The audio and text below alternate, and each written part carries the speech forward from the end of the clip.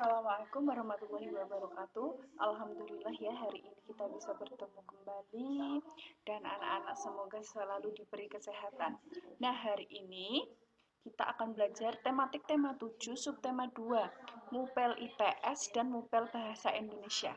Nah, hari ini kita akan belajar tentang ragam pakaian adat yang ada di Indonesia. Oke, kita langsung saja ke materi ya. Ragam pakaian adat. Pakaian adat merupakan unsur budaya daerah. Pakaian adat adalah pakaian yang digunakan oleh masyarakat di daerah tertentu. Pakaian adat di tiap daerah itu berbeda-beda ya, ciri khas setiap daerah itu mempunyai ciri khas sendiri-sendiri. Beberapa pakaian adat memiliki nama, misalnya pakaian adat dari Makassar, Sulawesi Selatan bernama baju bodo. Terus ada pakaian adat dari Riau disebut pakaian adat Melayu. Nah, anak-anak bisa melihatnya di buku halaman 92 ya sampai 93 nama-nama pakaian adat. Di situ ada tabel dan ada nama provinsi serta nama pakaian adat di setiap daerahnya. Ya, banyak sekali nama pakaian adat dari berbagai provinsi di Indonesia serta memiliki keunikan dan ciri-ciri tersendiri.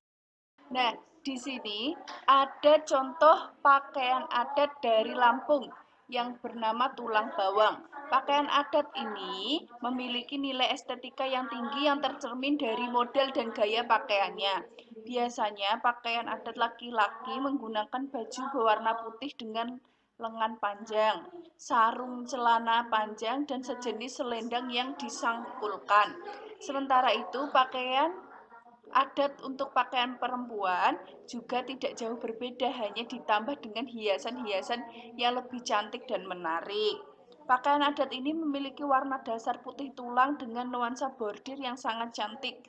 Pemakaian dari tulang bawang ini disertai dengan lilitan kain tapis, ya, kain khas Indonesia dan penutup kepala untuk pria, sedangkan untuk wanita dilengkapi dengan siger atau mahkota berhiaskan emas. Jadi mahkotanya perempuan itu sangat berat ya, beratnya paling enggak tuh 5 kilo lebih. Dan untuk pria itu penutup kepala ya. Nah, ini adalah contoh pakaian adat dari Lampung yang bernama tulang. Yang kedua adalah pakaian adat Jambi yang bernama Melayu Jambi. Dari segi fungsinya, pakaian adat Jambi memiliki dua jenis fungsi. Pakaian adat yaitu dipakai untuk sehari-hari dan ada pakaian adat resmi yang biasanya dikenakan dalam acara-acara khusus. Penggunaan pakaian adat Jambi sangat lengkap, mulai dari cincin, gelang kaki, kalung, anting, dan selendang warna merah jambu. Untuk sarung songketnya menggunakan bahan kain sutra. Pada pakaian wanita ada tambahan aksesoris penutup kepala yang terbuat dari duri pandan. Pria mengenakan aksesoris kepala bentuknya tegak menjulang tinggi untuk bahannya. Kain bludru sebagai penumpangnya dan menggunakan tambahan kertas karton agar tegak. Jadi di penutup kepala pria itu ada kertas kartonnya agar dia pecinya itu bisa berdiri dengan tegak. Nah, yang ketiga ada pakaian adat dari Jawa Tengah, yaitu namanya Jawi Jangkep dan Kebaya. Jawi Jangkep itu adalah pakaian adat yang digunakan untuk kaum pria. Penggunaan pakaian Jawi Jangkep di Jawa Tengah dilengkapi atribut yang tidak boleh ditinggalkan seperti pakaian atas yang itu berupa beskap, warnanya hitam untuk acara formal dengan motif bunga dan keunikannya tersendiri. Bagian belakangnya lebih pendek, jadi bagian depannya itu panjang, bagian belakangnya itu pendek daripada bagian depannya. Bawahannya dililitkan kain jarik motif khas Jawa Tengah yaitu sidobukti serta penutup kepala bernama blangkon atau destar. Nah, serta dilengkapi keris yang disimpan di bagian belakang ya. Dia biasanya kalau orang-orang Jawa itu pasti membawa keris di belakang punggungnya. Nah, ikat pinggang, lerep, serta alas kaki berupa sandal slop. Jadi, khas Jawa itu menggunakan sandal slop dan menggunakan ikat pinggang, lerep, ya, lerep. Jadi ikat pinggang itu berwarna merah putih gitu, ada motif batiknya.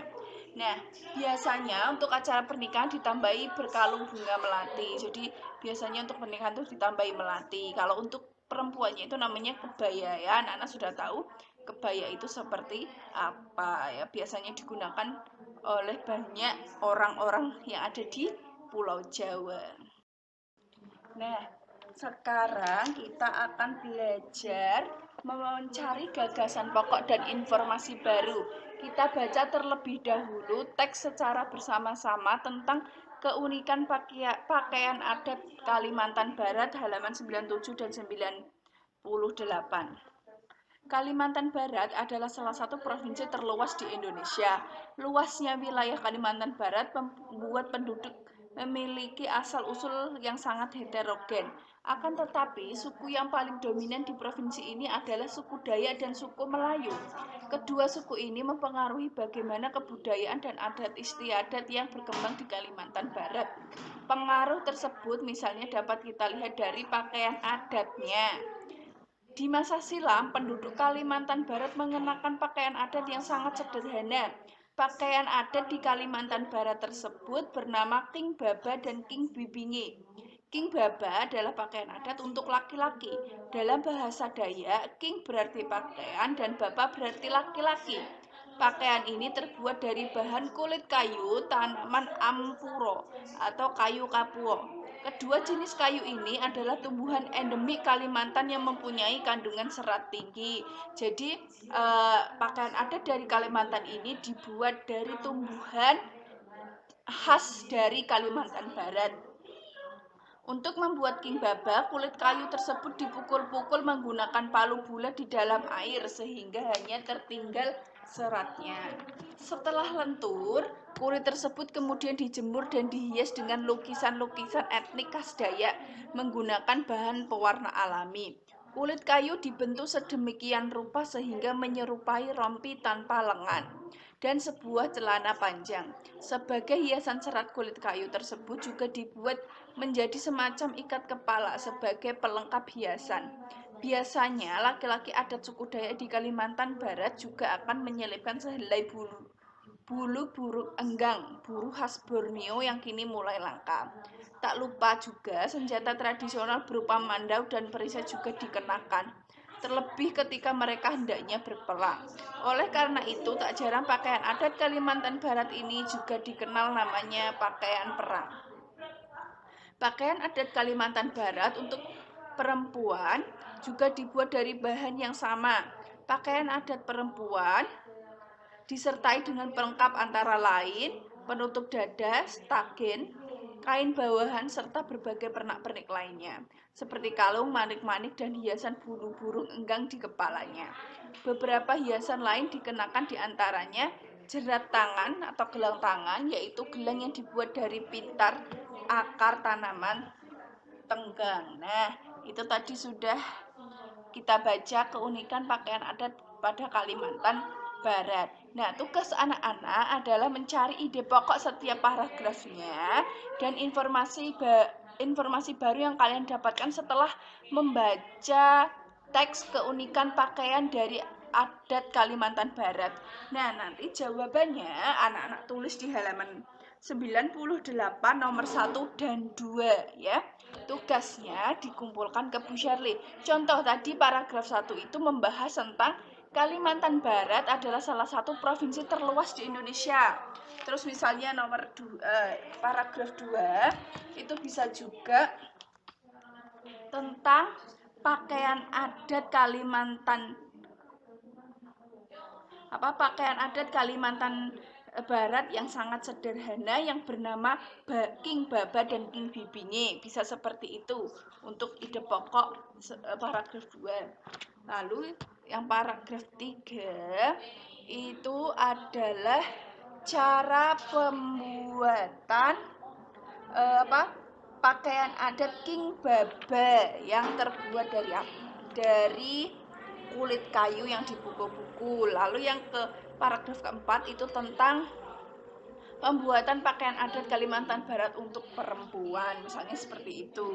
Lalu informasi apa saja yang anak-anak, yang nomor 2 itu tuliskan informasi apa saja yang anak-anak dapatkan dari bacaan tersebut ya. Semoga anak-anak paham akan tugasnya yang dikerjakan hanya nomor 1 dan 2 ya. Itu saja yang bisa Bu Sherly sampaikan hari ini. Terima kasih. Alhamdulillah, terima kasih atas partisipasi anak-anak untuk hari ini. Semoga bermanfaat. Jangan lupa tugasnya dikerjakan dan dikumpulkan. Bu Sherly tunggu ya.